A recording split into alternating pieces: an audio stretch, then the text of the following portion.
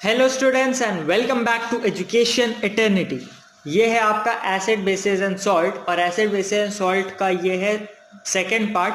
पहला part already एक बन चुका है, उसको देख लेना तब आपको ये समझ में आएगा। यहाँ पे मैं शुरू करने वाला हूँ जनरल मेथड से। क्या जनरल मेथड्स होते हैं for the preparation of acid, acid बनाने के लिए क्या हमारे जनरल मेथड्स होते हैं। तो सबसे पहले मेथड की हम यहाँ बात करते हैं डायरेक्ट कॉम्बिनेशन। डायरेक्ट कॉम्बिनेशन क्या होता है, H2 प्लस Cl2 सनलाइट के प्रेजेंस में 2HCl दे देगा। ठीक, इसी तरह H2 plus I2 electric discharge पास किया हमने तो 2HI दे देगा। तो ये सिंपली हमारे जनरल मेथड है, इससे एसिड बन रहा है। दूसरा है हमारा नॉन मेटालिक, मतलब एक नॉन मेटालिक ऑक्साइड है और उसको वाटर के साथ जोड़ के हमने एसिड बना लिया। जैसे SO2 प्लस H2O क्या बना दिया, H2SO3 बना दिया। ठीक, और इसी तरह CO2 प्लस H2O तो H2CO3 बना दिया, जो कि हमारा है कार्बोनिक एसिड। ठीक, तीसरा है by oxidation of non metal. Oxidation of non metal क्या है, जैसे फॉस्फोरस ले रहे हैं हम P और इसको 5HNO3 के साथ हम लोग बॉयल करा दे रहे हैं तो ये हमको देगा H3PO4 plus 5NO2 plus H2O। तो ये देखिए रिएक्शन से ये आ सकती हैं आपसे, तो आपको आनी चाहिए, बस ये है। डिस्प्लेसमेंट मेथड, डिस्प्लेसमेंट से क्या होता है, एक सॉल्ट के साथ एक नॉन वोलेटाइल एसिड को जब हीट करा देते हैं तो एक वोलेटाइल एसिड बन जाता है। ठीक है, तो NaCl प्लस H2SO4 को हीट करा दीजिए तो NaHSO4 बना देगा और HCl बना देगा। ठीक, अब यहाँ बात करते हैं जनरल प्रॉपर्टीज ऑफ एसिड की। सबसे पहले टेस्ट, तो एसिड्स आर सार इन टेस्ट, सबसे पहला तो होता है सार इन टेस्ट।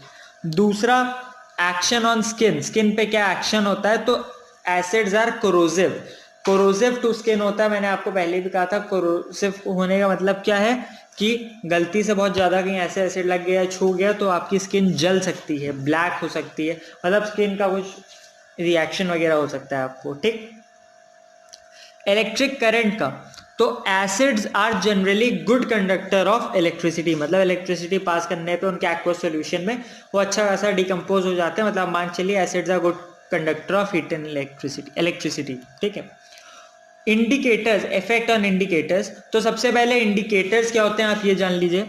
तो indicators are the substances which determine the acidic और basic nature of a solution. Indicator वो सब्सटेंस होते हैं जो किसी भी सब्सटेंस का एसिडिक या बेसिक नेचर हमको बताते हैं। ठीक है, तो ये होता है। और बेसिकली इंडिकेटर्स में होता है कि कलर चेंज हो जाता है, उससे हम समझ लेते हैं कि ये मतलब क्या है। तो इंडिकेटर्स में कुछ आते हैं जैसे हमारे लिथमस सॉल्यूशन, फिर फिनोप्थिलीन, मिथाइल ऑरेंज, इस तरह से कुछ होते हैं। तो अगर ब्लू लिथमस की बात करें तो ब्लू लिथमस को रेड कर देता है एसिड।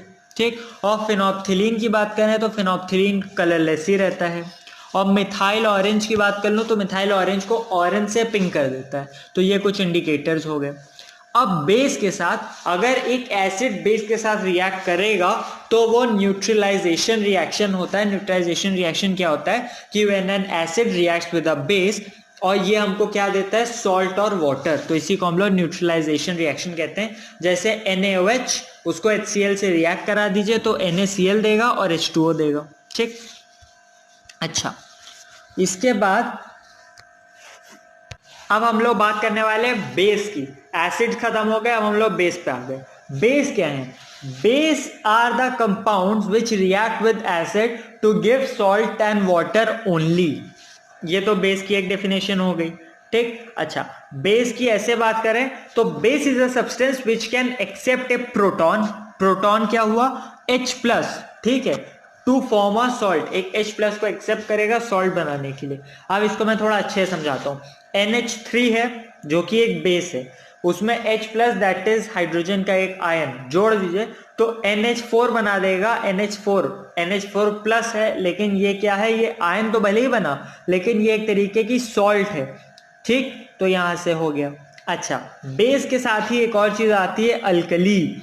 अल्कली क्या है, an alkali is a base which dissolves in water to give hydroxyl ion. ठीक, अल्कली एक बेस है which dissolves in water to give hydroxyl ion.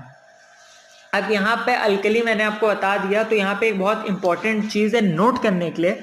अब वो नोट करने के लिए क्या है कि all alkalis are bases but all bases are not alkalis. अब इसको आप ऐसे समझिए कि क्लास का हर बच्चा मॉनिटर नहीं हो सकता है, लेकिन जो बच्चा मॉनिटर है वो क्लास का एक स्टूडेंट है। तो आई होप इससे आपको समझ में आया। अब बेसिस को हम क्लासिफाई कैसे करते हैं? सबसे पहले on the basis of acidity of base.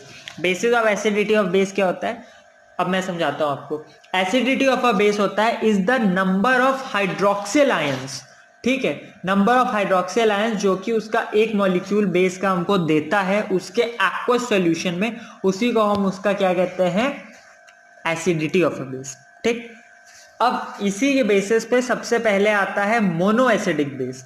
Mono acidic base क्या होता है, जो कि डिसोसिएट होगा एक्वस सॉल्यूशन में और सिर्फ एक हाइड्रोक्सिल आयन प्रोड्यूस करेगा। जैसे NaOH है तो Na+ और OH- देगा, ये हो गया।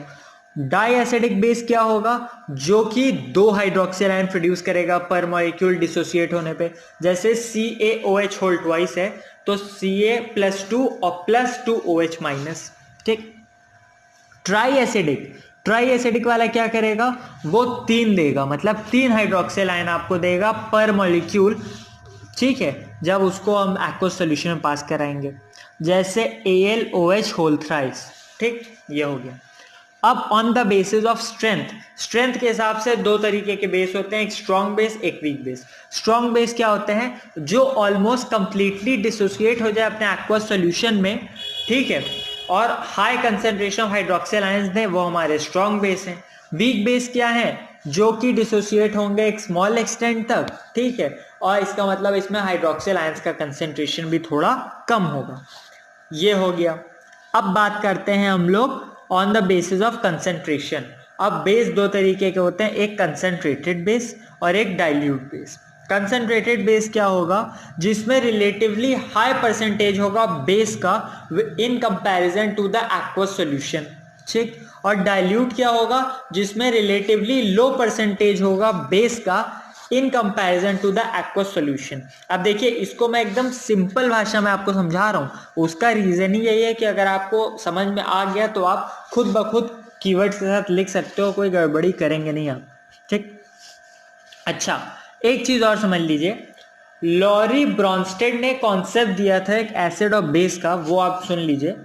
उन्होंने ये बोला था कि acids are proton donor. Proton के डोनर्स को उन्होंने एसिड कहा था, जबकि प्रोटॉन के एक्सेप्टर्स को उन्होंने बेस कहा था। ये किसका कॉन्सेप्ट है, लॉरी ब्रॉन्स्टेड का कॉन्सेप्ट है ये। तो अगर ये आ जाएगा तो आप लोग डेफिनेटली कर सकते हैं पेपर में।